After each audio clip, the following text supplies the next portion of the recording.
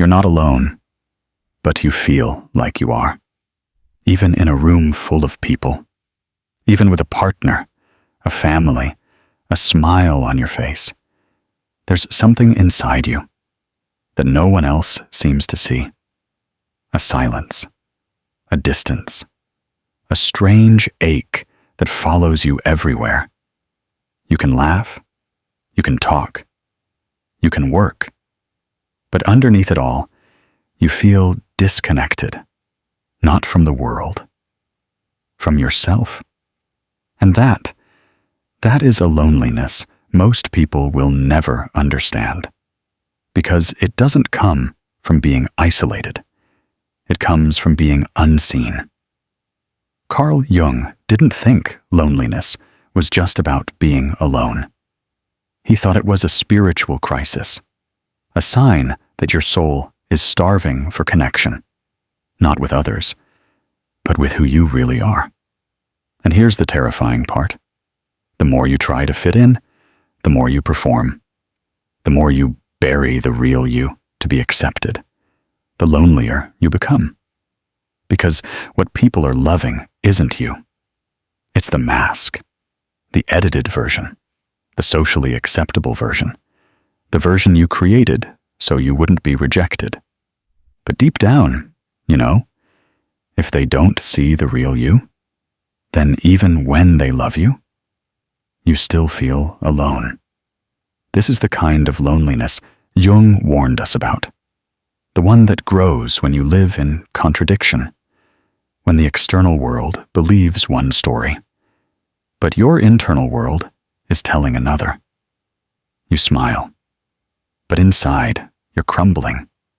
You say, "I'm fine," but your chest is heavy. You're laughing with friends, but it's like watching your own life from the outside. And the question starts to form. If no one truly knows me, do I even exist to them? Jung believed this experience wasn't just psychological. It was archetypal. The loneliness you feel isn't just yours. It's part of the human condition, a soul-level longing for meaning, for truth, for wholeness. But most people never face it. They drown it in distractions, social media, parties, work, success, performing happiness. Because if you stop, if you really sit with it, you'll feel that cold, hollow space open up again.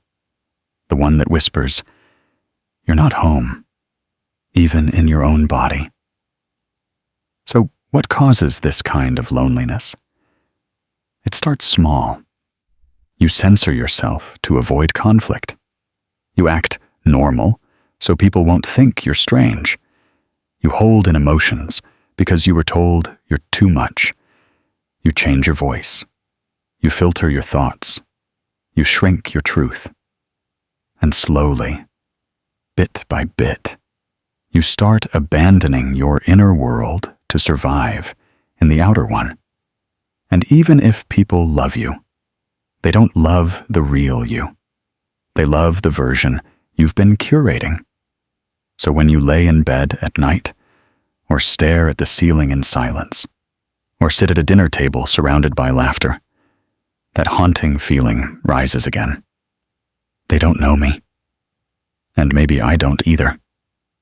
Jung called this the split of the psyche, a fracture between who you are and who you pretend to be. And as that fracture grows, so does the loneliness. Because no matter how much you're liked or seen, you're not really there. You're watching your life like it belongs to someone else. And your soul is screaming behind the curtain, desperate to be let out. But the scariest part? Sometimes you don't even realize it's happening. You get so good at the performance. You forget it's a performance. You start believing the role. You convince yourself this is who you are now. Until one day, someone asks you how you're doing, and you hesitate, because for a split second, you realize you have no idea. You're a stranger in your own skin. And that, Mawa, that is the loneliness you can't explain. Carl Jung believed that loneliness wasn't a sign that something is wrong with you. He believed it was a message, a call from your soul, a sign that it's time to stop performing and start integrating. Because the longer you keep hiding your truth, the more invisible you become, even to yourself. And the longer you feel invisible, the louder the loneliness grows. Until it's not just a feeling anymore. It's a way of life. So let me ask you something raw. When was the last time you felt fully seen? When was the last time you said exactly what you thought, felt exactly what you felt, and still felt safe? Not just accepted, but welcomed as you are. If you can't remember, you're not broken. You're just disconnected, not from others, from yourself. And until you come back to you, no relationship, no success, no crowd will ever make you feel less alone. Because the most painful loneliness isn't being without people. It's being without yourself. Carl Jung didn't believe loneliness was just about being alone. He believed it was the result of a deeper, more silent fracture. A fracture between the outer life you perform and the inner life you abandon. Because when your soul starts whispering and you don't listen, it stops whispering. It starts withdrawing. And that's the real cause of the loneliness you can't explain. You didn't lose people. You lost yourself in pieces. Let's go deeper. When you were young, your soul was whole. You laughed when you wanted. You cried out loud. You said things that made no sense because they made sense to you. You danced with no rhythm. You created without rules. You asked wild questions. And then the conditioning began. Don't be too loud. Don't be weird. Act normal. Boys don't cry. Girls don't get angry. That's not appropriate. Grow up. Be useful. Be quiet. Be perfect. And little by little, you started splitting off parts of yourself. Not because you were weak, but because you were trying to belong. You started building a version of you that was easier to love, easier to accept, easier to explain. But here's the price. The more acceptable you became to the world, the less recognizable you became to yourself. Carl Jung called this the creation of the persona, the socially approved self, the mask, the edited version, the one you show the world, while your real self retreats into the unconscious. And what's left behind in that unconscious? The feelings you weren't allowed to feel, the thoughts you weren't allowed to think, the desires you weren't allowed to speak. Anger, sadness, fear, shame, longing, creativity, truth, and most dangerously, authenticity. But the soul doesn't die when you exile it. It just gets quieter. And the silence becomes a hollow feeling inside you. A weird emptiness. A sense that you're not really here. That something's missing, but you don't know what. That's the shadow. The part of you you pushed away, now living beneath the surface. And that shadow is the root of your loneliness. Not because it hates you, but because it's waiting for you to come back, to remember, to reclaim. And here's the hidden truth. The more you deny the shadow, the more it shows up in disguise. You'll feel disconnected in relationships. You'll sabotage connections right when they get close. You'll fear being seen, even as you beg to be loved. You'll crave attention, but resist intimacy. You'll feel tired around people who only know your mask, because performing a fake self is spiritual exhaustion. Jung believed that loneliness is not caused by a lack of connection to others. It's caused by the absence of connection with your own soul. Because when you lose your inner world, everything becomes noise. Love becomes performance. Friends become roles. Work becomes survival. Joy becomes a photo filter. And you're left wondering why everything looks fine, but feels empty. But this is where Jung's brilliance comes in. He didn't say fix the loneliness. He said follow it. Because loneliness isn't your enemy. It's your compass. It points to where you abandoned yourself, to what you've suppressed, to the parts of you you locked away to stay safe.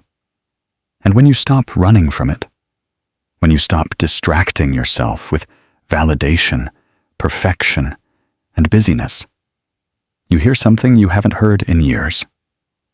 Your truth. That truth isn't loud. It won't shout. It won't beg. It just waits. It waits for the moment you finally ask, what have I been hiding in order to be loved? And that's the question that begins the process Jung called individuation, the journey of becoming whole again. Not perfect, not impressive, not liked. Whole. Individuation isn't about becoming someone new. It's about becoming someone real. It's the moment you stop trying to impress and start trying to integrate, to bring back the parts of you you've exiled. Not to fix them, but to make peace with them. You say, yes, I feel rage. Yes, I feel alone. Yes, I feel misunderstood. Yes, I want more. Yes, I've pretended. Yes, I've hidden myself. And when you do that, something miraculous happens. The loneliness softens. Not because you found your people, but because you found you. Jung taught that meaning doesn't come from being seen by the world. It comes from seeing yourself again, clearly, honestly, and with compassion. And only then can you actually connect with others. Because now, you're not trying to impress. You're not pretending. You're not needing. You're just being. And that presence, that realness, is the antidote to the loneliness you couldn't explain. There's a loneliness so deep. You stop calling it loneliness. You start calling it life. You go to work. You talk to people. You even laugh. But none of it feels like it reaches you. It's all happening around you, but not in you. This is the consequence Carl Jung feared most. Not just sadness, but a kind of slow psychic dying. The kind where you no longer recognize yourself, not because you've changed, but because you've been performing for so long. You forgot who you were underneath. Here's the truth. When you ignore that inner loneliness, when you suppress it, distract from it, drown it out, it doesn't go away. It mutates. It starts showing up as things that look like mental health problems, but are really soul symptoms. Let's break it down. 1. Emotional numbness. You stop reacting, not because you're calm, but because you've gone flat. Joy feels distant. Sadness feels muted. Everything feels like it's happening through a screen. You're not living. You're watching yourself survive. And it's not depression. It's not burnout. It's the price of being unexpressed for too long. 2. Chronic overthinking. Because when you don't feel safe to express your real self, your mind takes over. It tries to solve your loneliness like a problem. Why do I feel this way? What's wrong with me? Is this anxiety? Maybe I need to be more grateful. Maybe I need to get more productive. But you can't think your way out of emotional exile. You can't logic your way back to your soul. This is not an intellectual crisis. It's a spiritual disconnection. 3. Unreal relationships. When you're disconnected from yourself, you attract people who are also disconnected, emotionally unavailable, spiritually absent, takers, performers. And so your loneliness gets multiplied. Because now you're alone. Even when you're with someone, you talk, but you don't feel heard.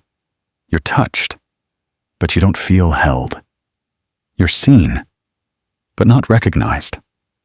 Jung said, "The most terrifying thing is to accept oneself completely."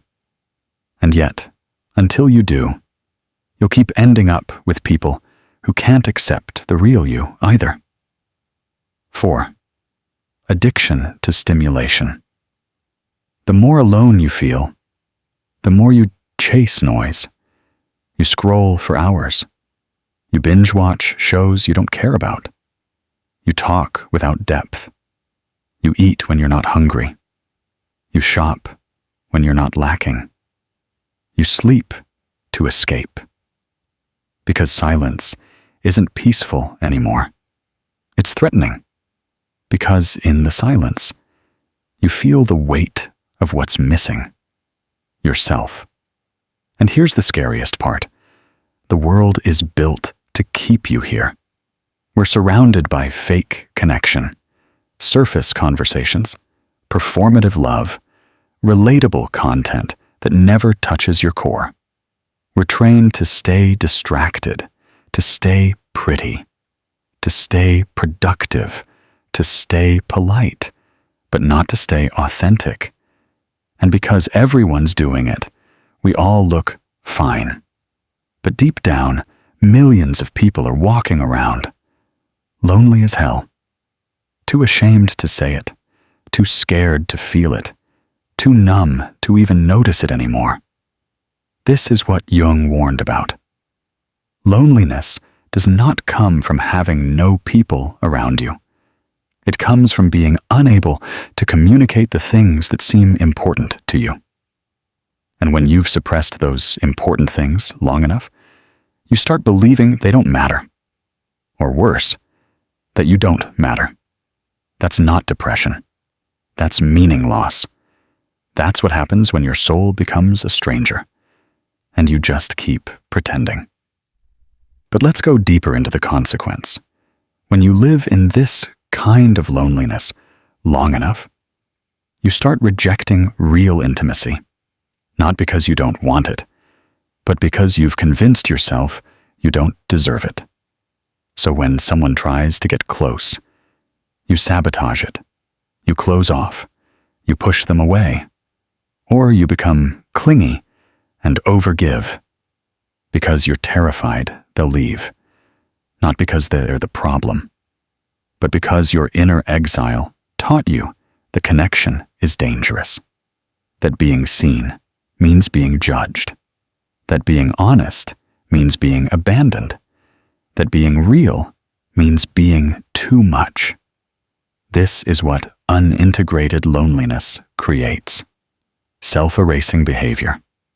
You disappear before anyone else gets the chance to. And the final consequence? You stop seeking truth. You stop asking the big questions. You stop being curious. You stop feeling wonder. Because when you're lonely too long, You don't just give up on people, you give up on yourself, on your healing, on your purpose, on the possibility that life could be more than this. And that's the quietest death of all. But you're still here, which means one thing. Your soul hasn't given up on you. You don't need more people. You don't need more noise. You don't need to stay busy. You need to come home, to you. Because the loneliness that's eating you alive, the one you've been carrying quietly, even while smiling, helping, succeeding, isn't asking for someone else to fix it. It's asking for you to return. This is what Carl Jung meant by individuation. Not becoming something new, but remembering who you were, before the world taught you to forget. Carl Jung said, "Until you make the unconscious conscious, it will direct your life, and you will call it fate." This is the beginning of freedom, making the unseen seen, giving words to the ache, holding space for the version of you that didn't get to exist. You don't have to fix her, or heal him, or change them. You just have to welcome them back. Here's how you begin. 1. Create space for the silence, the kind where you can actually hear yourself again. No pretending, no reacting, just witnessing. If the loneliness rises, let it. That means you're finally close to the truth. 2. Speak the forbidden truth. Say the thing you've been avoiding. I feel invisible. I don't know who I am. I miss me. I want more. Honesty is the first bridge home. 3. Make a daily reconnection ritual. Not for discipline, for devotion. Write. Walk. Create. Meditate. Scream. Do whatever brings your soul to the surface, and do it without needing a reason, without an outcome, just to be with yourself again. And here's something most people won't tell you. As you come back to yourself, you'll feel even more alone for a while. Why? Because you'll start losing the connections that were built on your performance. The ones that needed you to stay small, to stay quiet, to stay who you're not. And it will hurt, but it will also make room for the connections that feel like home. Because once you start showing up as your whole self, you'll finally attract people who speak your real language. But the most important relationship isn't with them. It's with you, the version of you who was silenced, who never got picked, who waited to be loved, who kept the loneliness locked behind every "I'm fine." That's who needs your presence now. Not your pity, not your productivity, not your perfection, just your presence, your permission, your return.